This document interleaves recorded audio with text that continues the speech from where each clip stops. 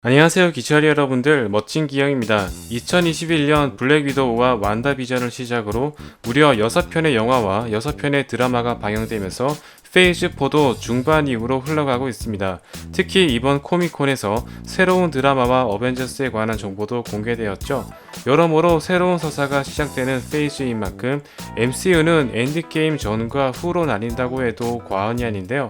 개인적으로 좋았던 부분과 안 좋았던 부분이 극명하게 나뉘었던 페이지였습니다. 과연 엔드게임 이후 새로운 페이지를 시작한 MCU는 어떤 행보를 걷고 있는지 한번 짚어보도록 하겠습니다.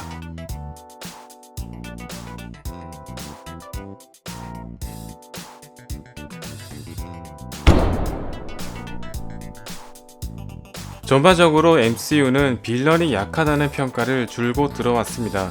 로키와 윈터 솔저 등을 제외한다면 위플래쉬와 말레키스처럼 상당히 매력적인 빌런들을 가볍게 소모해버리는 것이 주된 아킬레스건이었는데요. 페이즈 3에 들어서면서 에고와 헬라, 타노스처럼 인상적인 빌런을 뽑아내기 시작했지만 페이즈 4에 접어들면서 다시금 빌런의 문제점이 드러나기 시작했습니다. 태스크 마스터라는 훌륭한 서사와 카피 능력을 지닌 인물을 단순한 격투기 마스터 정도로만 묘사했으며 고르 역시 신 도살자라고 느낄 만한 연출들은 거의 편집되었습니다.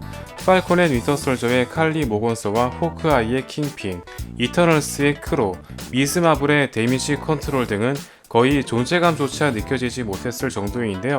다만 웨노와 그린 고블린은 훌륭한 서사와 액션으로 호평받았으며 칼리 모건소 이상으로 존재감을 발휘했던 존 워커, 와디프의 인피니티 울트론을 비롯해 스칼렛 위치와 고르, 아가사 하크니스의 연기력만큼은 높은 평가를 이끌어냈습니다. 영화의 긴장감을 이끌어가는 핵심 인물이기 때문에 영화의 전반적인 분위기를 좌우하는 편이지만 훌륭했던 빌런도 존재하는 반면 전체적으로 조금은 아쉬운 느낌을 주고 있습니다.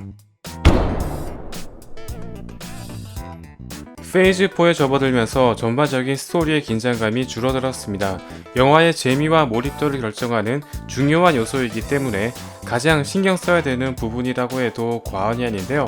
블랙 위도우의 경우 최대 흑막이었던 레드룸의 허무한 최후, 파키스탄 역사 분량이 늘어난 나머지 카말라 칸의 이야기가 늘어져 버린 미스 마블, 새로운 서사 없이 잦은 유머와 무기에 의존했던 토르포가 그것입니다.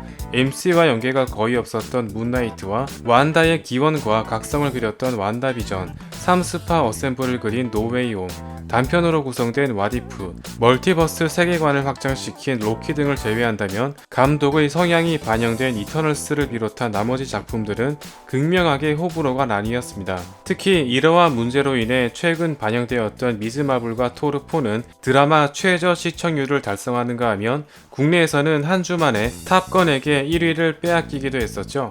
또한 샹치와 문나이트 등을 제외한다면 대부분 히어로들이 너무나 쉽게 능력을 얻거나 힘을 컨트롤하는 과정이 대폭 생략되었으며 앞에서 언급했던 빌런의 문제까지 더해지면서 전체적인 긴장감이 다소 하락하는 모습을 보여주었습니다. 또한 모든 영화와 드라마에서 가족 스토리가 강조되면서 심파적인 요소로 인해 루즈함이 늘어나기도 했는데요. 물론 인피니티 사가에서도 토르 시리즈와 인크레더블 헐크, 블랙팬서, 캡틴 마블처럼 서사가 약한 작품들도 있었지만 캡틴 아메리카 시리즈처럼 페이즈 전체 완성도를 이끌어갔던 작품의 부재와 아이언맨, 앤트맨, 가오갤처럼 히어로의 기원을 그리는 첫 작품에서 상당한 완성도를 뽑아낸 작품도 있었기 때문에 다소 아쉬운 부분이 아닐 수 없습니다. 마블에서 액션을 짚고 넘어가지 않을 수 없겠죠. 역시나 굉장히 호평받은 작품들도 있는 반면 흠이 보이는 작품도 존재했습니다. 빌런의 카피 능력이 제대로 부각되지 않았던 태스크 마스터, 마법 대신 공성 병기를 사용하던 카마르타지와 노웨이온보다 심심해진 닥터 스트레인지, 그렇게 강해 보이지 않았던 이터널스, 순간 어린이 영화로 착각하게 만들었던 토르4, 액션의 합이 너무나 적나라하게 드러났던 미즈 마블 등이 그것입니다. 히어로와 빌런의 매력을 보여줄 수 있는 부분이 바로 액션이기 때문에 서사의 완성도가 조금 약하더라도 연출적인 면에서 충분히 극복할 수 있는 부분인데요. 참신하고 기발한 테크놀로지부터 극한의 상황으로 몰고 갔을 때 위기를 모면하는 방법, 슈트 없이 맨몸으로 전투에 들어갔을 때 예측 불허 상황, 서너 명의 인물이 합을 맞춰 싸우는 모습까지 굉장히 다양하고 매력적인 모습을 연출할 수 있음에도 불구하고 조금은 아쉬운 모습을 보여주었습니다. 호평받은 문나이트 역시 마지막 6화를 제외한다면 액션의 비중이 상당히 적은 편이었으며 연출상 편집되거나 어색한 부분이 많았습니다. 다만 이터널스의 마칼이나 애니메이션이지만 액션의 합이 조화로웠던 와디프, 호크아이의 화살 액션, 캡틴 아메리카 윈터 솔저를 떠올리게 만들 정도였던 샹치의 액션은 아직 마블의 감이 죽지 않았음을 느끼게 해준 장면이었죠. 한정적인 자원으로 이끌어갔던 이전에 비해 더욱 많은 히어로와 빌런이 등장하면서 사용할 수 있는 가짓수가 훨씬 늘어난 상태이기 때문에 좀 더 다채로운 액션을 연구해볼 필요가 있습니다. 특히 과거 앤티맨이 보여주었던 것처럼 히어로와 빌런의 특색을 고려하는 데 중점을 두어야겠죠.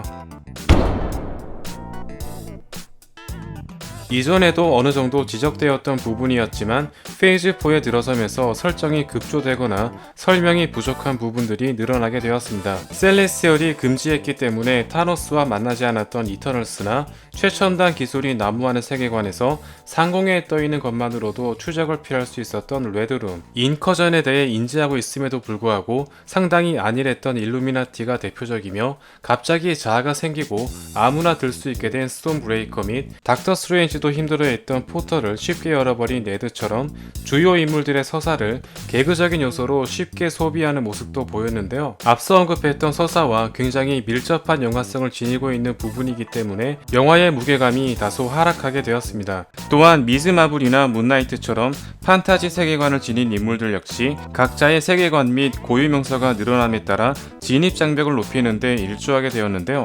초창기 어벤져스 멤버들의 경우 어느 정도 현실적인 인물들이었기 때문에 설정이 추가된다고 한들 쉽게 받아들일 수 있는 반면 멀티버스와 우주로 세계관이 확장되면서 SF가 익숙하지 않은 관객들에게는 다소 힘든 부분이 아닐 수 없습니다. MCU가 엔드게임 전과 후로 나뉘는 가장 큰 이유 중 하나가 바로 아이언맨과 캡틴의 유무라고 해도 과언이 아닙니다. 이 둘이 존재했던 시절은 명실상부 마블 최전성기였다는데 의의를 제기할 여지가 없는 편이며 설령 일부 영화의 완성도가 기대에 못 미친다고 한들 이 둘이 존재하는 것만으로도 충분히 매력적으로 보일 수 있는 시기였죠. 다만 캡틴과 아이언맨을 맡은 에반스와 로다주의 개인적인 작품 성향 및 출연료, 계약 기간, 나이 등을 고려했을 때 가장 깔끔하고 적절한 시기에 퇴장했으며 마블 역시 그들의 마지막을 아름답게 그려주었습니다. 다만 세대 교체를 함에 있어 케이트 비숍 등을 제외한다면 대부분 신캐릭터들이 크게 임팩트를 남기지 못하는 상황이기 때문에 후속편에서 이들의 매력을 어떻게 끌어올릴지가 관건이라고 볼 수 있습니다. 현재 아이언맨과 캡틴을 대신할 메인 히어로가 닥터 스트레인지라는 점을 감안한다면 아직까지는 전체 스토리의 중심을 잡기에는 활약상이나 존재감이 약한 편으로서 제대로 된 팀업 영화가 없는 상태이기 때문에 향후 스트레인지의 역할과 비중에 따라 평가가 나뉠 것으로 보입니다. 이제는 스트레인지도 오프닝 타이틀 자리를 앞쪽으로 옮겨야 되지 않을까요? 상당히 많은 의견이 나오고 있는 부분이며 MCU 역시 피할 수 없는 문제입니다. 진입 장벽의 경우 닥터 스트레인지 2와 노웨이 홈, 와디프가 가장 높은 편이었지만 이터널스나 샹치, 미즈 마블, 문나이트와 같은 작품들은 기존의 MCU를 모르고 봐도 크게 문제되지 않았으며 블랙 위도우나 토르 역시 전작과 연계성은 크게 많지 않았으며 전반적으로 스탠드 언론 성향의 작품들이 많은 편이었습니다. 다만 역시나 판타지와 SF 세계관을 지닌 인물들이 주를 이루면서 현실을 기반으로 한 이전 작품들에 비해 생소한 부분들이 늘어나게 되었습니다. 특히 디즈니 플러스와 연계를 시도하면서 진입 장벽이 높아진 닥터 스트레인지처럼 문나이트와 미즈 마블, 쉬얼크, 시크릿 인베이전과 같은 드라마가 늘어가는 추세이기 때문에 영화와의 장벽을 어떻게 낮추느냐가 최대 관건이라고 볼 수 있습니다. 또한 현재 헐리우드의 전반적인 추세인 정치적 올바름 역시 성별이나 인종이 바뀌는 것은 이전 작품에도 종종 등장하던 부분이었지만 자연스럽게 영화에 녹아들었던 전작과는 달리 엔드게임을 시작으로 대놓고 노린 듯한 부분도 늘어가고 있기 때문에 흐름을 깨는 자규적인 연출은 고려해볼 필요가 있습니다. 아직까지는 일부 작품에만 적용되는 문제이지만 스토리라인에도 조금씩 영향을 미치기 시작하면서 이러한 문제점들이 수면 위로 떠오르기 시작한 것으로 보이는데요. 다만 일부 장면이나 특정 인물을 예시로 들며 맹목적인 비난의 목소리 또한 커지고 있는 상황이기 때문에 어느 정도 중립적인 태도로 바라볼 필요도 있는 것 같습니다. 분명 시리즈가 거듭되면서 어쩔 수 없이 생길 수밖에 없는 문제이기도 하며 투자적인 문제와도 긴밀하게 엮여 있는 만큼 완전히 배제하기는 힘들겠지만 좀 더 영화의 본질적인 재미를 추구하는 방향을 모색하는 것이 좋을 것 같습니다.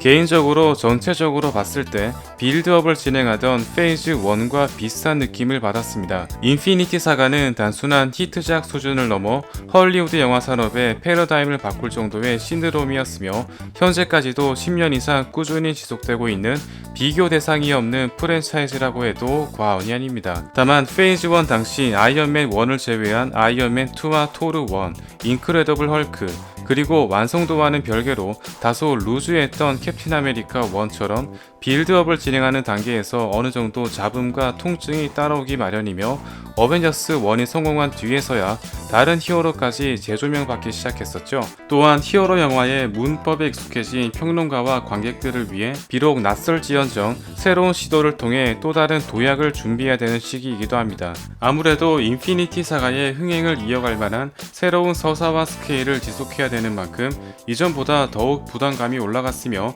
엔드게임 이후 한껏 기대치가 올라간 상태이기 때문에 항상 이전 작품들과 비교당할 수밖에 없는 상태이기도 한데요.